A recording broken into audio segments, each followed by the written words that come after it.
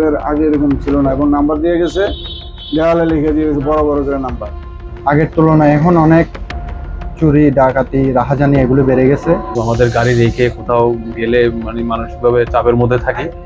বান্দরবানে দেওয়াল কিংবা গাছে মোবাইল নম্বর লিখে রেখে চুরি করে নিয়ে যাওয়া হচ্ছে মোটরসাইকেল। পরে ওই নম্বরে যোগাযোগের পর চুক্তি মোতাবেক টাকা পাঠালে নির্দিষ্ট পুকুর কিংবা জঙ্গলে মোটরসাইকেলটি পাওয়া যাচ্ছে। বেশ কিছু বাইক এখান থেকে চুরি হচ্ছে, পুকুরের ভিতর পাওয়া যাচ্ছে। এই ব্যাপারে আসলে বান্দরবানের সংশ্লিষ্ট সকলের নজরদারি বৃদ্ধি করা প্রয়োজন বলে আমি মনে করছি। বৃহস্পতিবার দুপুরে বান্দরবান সদরের দাওয়ানজি পুকুর থেকে চুরি যাওয়া একটি মোটরসাইকেল উদ্ধার করেন গাড়ির মালিক। স্থানীয়রা জানান, বিগত সময়ে জেলায় কম বেশি চুরির ঘটনা ঘটলেও সাম্প্রতিক সময়ে বেড়েছে। আগে চুরি ছিল, কিন্তু এভাবে নাম্বার দেওয়া যায় নাই, কেউ এরকম নাম্বার দেওয়া যায় নাই। আগে হয়েছে, টুকিটাকি হয়েছে, কিন্তু এইভাবে এখন এক সপ্তাহ যাবত যেভাবে হচ্ছে, এবার আগে এরকম ছিল না, এবং নাম্বার দিয়ে গেছে, দেওয়ালে লিখে দিয়ে গেছে বড় বড় করে নাম্বার। প্রশাসনের কাছে দাবি হচ্ছে নিরাপত্তা ব্যবস্থাটা আরেকটু ভালো করে জোরদার করতে হবে।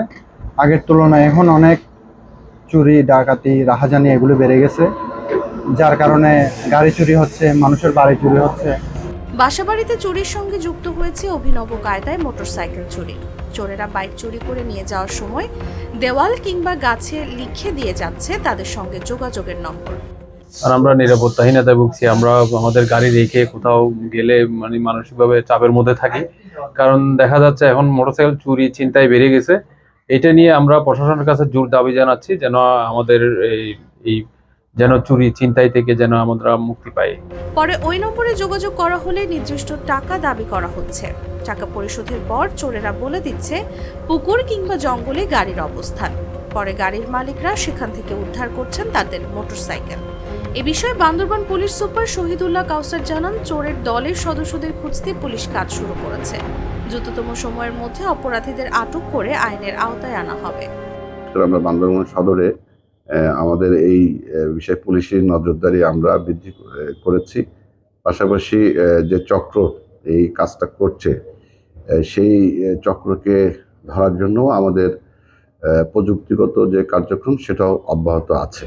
গত এক মাসে বান্দরবান সদর উপজেলা থেকে এভাবে অন্তত 15টি মোটরসাইকেল চুরির ঘটনা ঘটেছে।